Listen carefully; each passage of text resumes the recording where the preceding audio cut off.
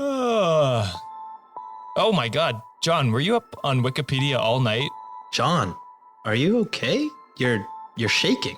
You guys, you will not believe what I just read on Wiki. Welcome to Reddit on Wiki, the poorly researched, semi-funny podcast on random stuff we find on the internet. Who are you talking to? And why are you shaking so much? Subscribe to Reddit on Wiki on Apple Podcasts, Spotify, or wherever you listen to podcasts. Sean, I'm scared. Me too, buddy. Me too.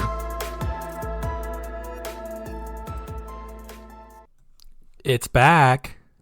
It's Serial Killer September. Because if there's one thing that I really like about doing this show, it's all of the alliteration. And so also because there's just a seemingly never-ending list of serial killers, it just makes sense to devote an entire month to serial killers. And I know what you're thinking. It's like, hey, but you do episodes about serial killers throughout the year. Why? Well, it's my show. I can do what I want. So if you don't like it, I mean, whatever. It's your choice. You're well within your right to do that. But yes, we're starting Serial Killer September this month with the story of Gilles de Rais. It's Our Weird World. Our Weird World.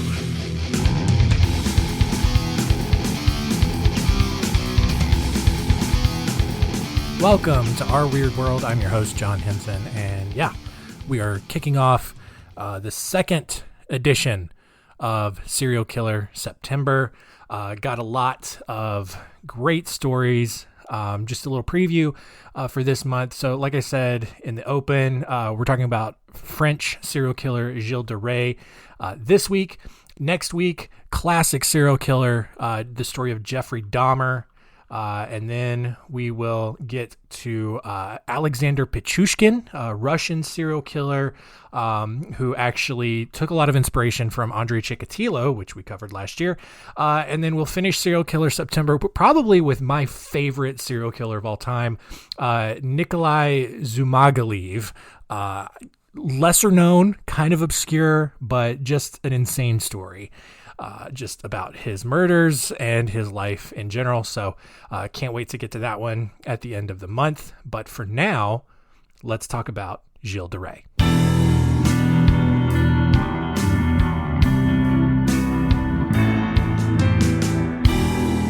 Story time. Apparently my cat is not interested in today's episode because he just got up and walked out. So I think he's just over my shenanigans at this point, but maybe you're still interested. I hope. I don't know why I'm still doing this. Gilles de Rais was born in 1405 to a wealthy family in the Anjou province of France. And unfortunately, both of his parents died when he was 10 years old. And so Gilles and his younger brother were placed in the care of his grandmother, who then immediately tried to arrange a marriage between Gilles and a 4-year-old heiress in Normandy. Because look, guys, if there's one thing every 10-year-old boy wants, it's definitely a 4-year-old girl. That's weird and gross. All right. Like maybe some of you have kids. I know, I remember back when I was 10 years old, but I don't know. It's just odd that thinking about how back, 600 some years ago, kids that age were just getting married. And I think there was at least some cultural standard at the time that even though you were married, we all know you can't do it yet. So at least there wasn't a 10-year-old trying to have sex with a 4-year-old. That's just a horrifying thing to think about. Just not from a pedophilia standard. I know we're kind of treading on thin ice here, but hear me out. But just two kids just kind of it's like their parents put them to bed wow, oh Jilly, that was just such a great little wedding you had today. You and your little bride were just so cute. I'm gonna leave you two in here now. You know what to do next, so I'm going to leave you to it. Just go ahead and consummate. And then you just have two kids just sitting in a bed, staring at each other. They don't even like each other, because it's you have the 10-year-old kid who thinks, he's pretty cool. and he's in a room with a 4-year-old. 4-year-olds can't even form complete sentences yet. I don't think they can anyway. I don't know how younger children work, but they're just sitting there staring at each other. 10-year-old just kind of wants to play video games. The 4-year-old is just banging some toys together, being annoying little 4-year-old. Probably still, I don't know. Are 4-year-olds potty trained? I think so. They probably are. Most of them probably are. But, and then just sitting there like, well, what are we supposed to do? I don't know. And then it's just like, and then, anyway, I'm going to stop before I go down a really uncomfortable path. But you get what I'm trying to say. Obviously, or unfortunately, however, that arranged marriage did not work out. And so Gilles' mother then tried to arrange a marriage with the niece of the Duke of Brittany, but that didn't work either. For whatever reason, Gilles was just kind of unwanted. Maybe it was one of those situations where the grandmother was just trying anything to make it work. He did come from a wealthy family, so maybe they had some influence, but clearly just no one was interested in this kid. But finally, in 1420, when he was 15 years old, he was married to the heiress of the Poitou region. I think that's how you say it. Poitou. Anyway, Gilles was a smart kid, and like all European kids in the Middle Ages, he spent most of his adult life at war. He fought alongside Joan of Arc in the 100 Years' War, which is a fun little historical connection there. And he was made a Marshal of France after bringing the Holy Ampulla, which really just a fancy glass full of oil. But he brought that for the consecration of Charles VII as King of France. But Gilles eventually grew tired of all the fighting and used the wealth that he had accumulated from his inheritance and arranged marriages to live the life that he truly wanted. Obviously his wealthy parents died. He had inherited their estate. He married a wealthy heiress, got her stuff, and so he is just living the high life as much as you can in 1400s France. In 1434, Gilles constructed the Chapel of the Holy Innocents, where he officiated services in robes that he designed himself. He even produced a play called Les Mystères d'Aussige d'Orléans. That's a bad French accent. That required over 600 participants to perform. All right. Here's at this point in Gilles' life, he is a weird dude. All right. He is one of those theater kids, but he's the kind of theater kid where theater is his entire life. All right. And look, I've met some theater kids. Most theater kids, pretty cool. I dump on theater and local theater, especially, all the time, but it's jokes. But he's designing all of his own costumes. He's constructing these stages, and he's requiring like 600 people to perform this play, which in 1400s, like, you didn't need that many people to perform a play. The entire production of this was just a complete waste, and not just because local theater is a dumb idea. Hey, here we go, jokes again. But Gilles created 600 different costumes for the production, which were only worn once and discarded for fresh costumes for each subsequent performance. All right, so look, think about, like, even if this show just runs for a week, for 7 days, each individual performer is being given a custom costume that they are only to wear once, and it's discarded. That's 4,200 costumes, I think, if my math is right, for this single play each night. It's insane. Each production was also accompanied with an all-you-can-eat and drink buffet, and all of this cost was covered by Gilles. Unfortunately, obviously, no one cared about his dumb little plays. And a year later, he had sold most of his properties to fund the production, but was still bordering on bankruptcy. Friends and family who were concerned with his exorbitant spending lobbied the Pope to denounce support for the chapel where the plays were taking place. The Pope, who also apparently didn't care about local theater, denied the request. And so Gilles' friends and family then went to the king, who on July 2nd, 1435, issued a royal edict denouncing Gilles and forbidding him to sell any more of his property to fund his plays. Anyone loyal to the king was then forbidden to do business with Gilles, and Gilles eventually was forced to leave town with zero credit, no money, and just no way to continue living this weird lifestyle that he had kind of created for himself.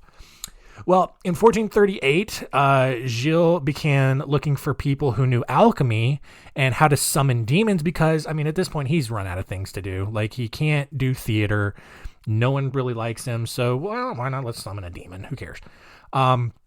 He began poring over every magical book he could find and taking classes from a man named Prelati in Florence, Italy. At the end of his education, Gilles attempted to summon a demon named Baron by writing a contract to share a portion of the riches that Gilles was to receive at a later date in exchange for worldwide adoration for his dumb plays, or maybe something likely as pointless. I mean, so Gilles, pretty desperate, he is prepared to essentially make a deal with the devil for worldwide fame, to be seen as like better than Shakespeare at this point. Not surprisingly, though, this demon Baron never appeared. And after 3 unsuccessful summonings, Gilles became frustrated and demanded answers from this Prelati fella who was like, "Hey, I'm going to teach you how to summon a demon." And then Gilles was like, "No, you did not teach me how to summon a demon." I don't know why he was Sylvester Stallone, but he was. Prelati told Gilles that Baron, this demon, was angry and needed a child sacrifice in order to appear.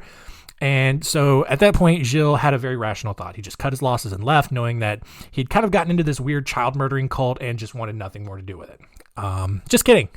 No, if anything, Gilles could not believe his good fortune because at this point in time, he had actually been murdering children for the last 6 years.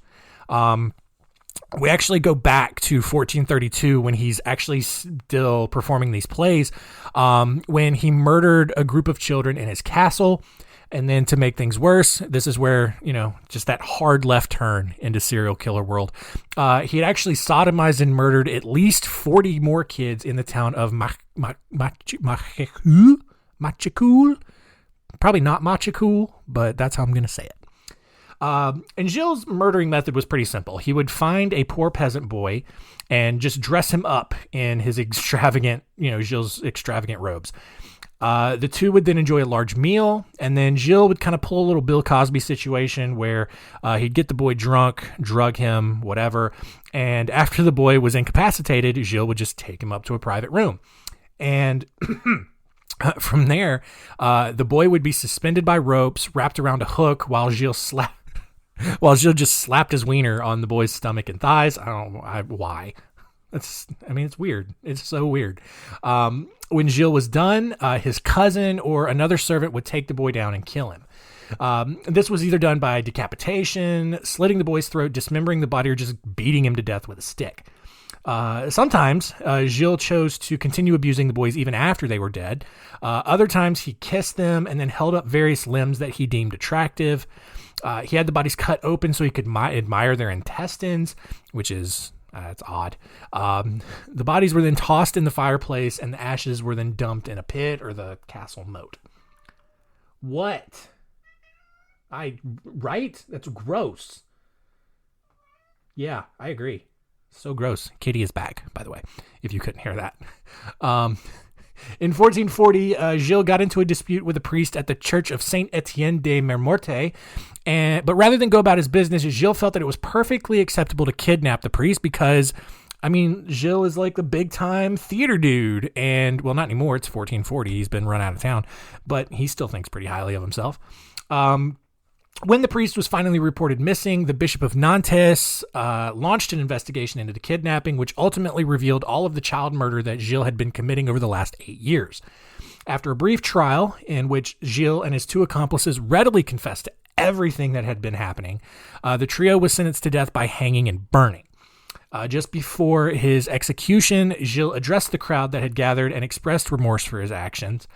He then told his accomplices to, quote, die bravely and think only of salvation because, as you guys know, Christian rules say that you can be the worst person on the planet, but you can still get saved at the last second and go to heaven. That's just the rules. Jesus made them. That's just what they think. On 11 a.m. on October 26th, 1440, Gilles was strapped to a noose and then set on fire. Unfortunately, no one knows how many children Gilles actually killed. The numbers generally range between 80 and 200. Basically because all of the victims were disposed of and the worst accounts were actually erased from historical record for being way too gory, which is pretty insane if you think about like how we know that he dismembered boys, admired their limbs, gutted them, admired their intestines. Like, to think that he did things that were way worse than that, like that were so bad that French authorities were just like, we're just going to pretend this didn't happen. We're going to erase it from history, because if we erase it from history, it never happened, right? Come on. We're crazy. So that's why there's no definitive total, but between 80 and 200, that would be a lot regardless. And so that is the end of today's story.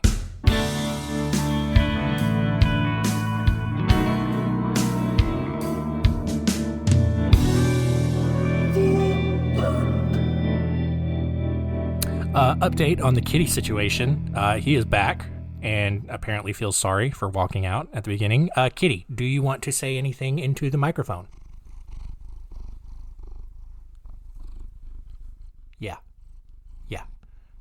Yeah, cool. All right. Anyway, so stupid. I don't know, man. First week of Serial Killer September in the books. Let's see what we learned today.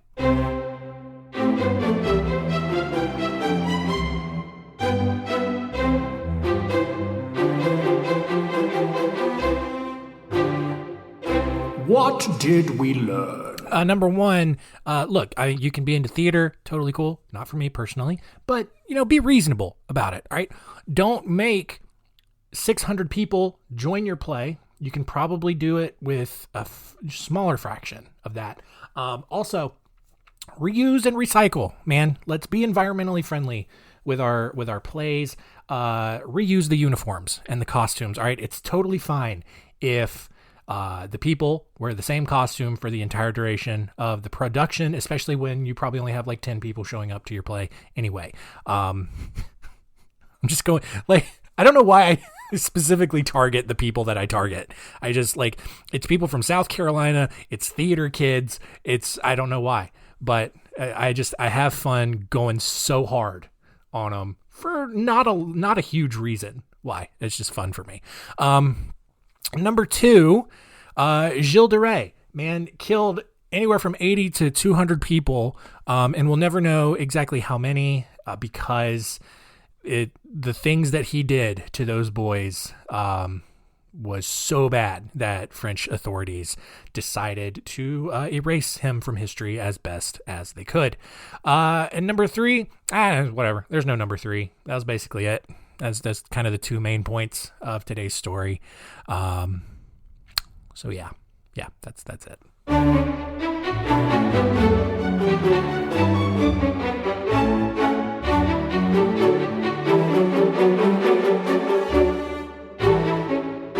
Next week on Our Weird World, like I mentioned up at the start, week number 2 of Serial Killer September is a classic story of Jeffrey Dahmer, cannibal, creepy guy, fan of the aviator style glasses, which I do not understand why those are still in style today, since that was like the signature serial killer look.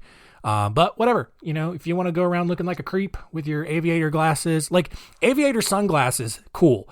Aviator, like regular glasses, weird. You're really creepy if that's what you choose to wear. And I still see it around. I see it in where my eye doctor is. They have those frames still. Why would you choose to look like that willingly? Like, I get it in the 80s, in the 70s when that was just the style for some reason, but today given the history and the kind of people who wore them, I don't know why you would choose to wear those things. But whatever. Maybe you just enjoy looking like a creep. But that's your choice. So yeah, that's it. Thanks for listening. Tell all your friends and keep it weird.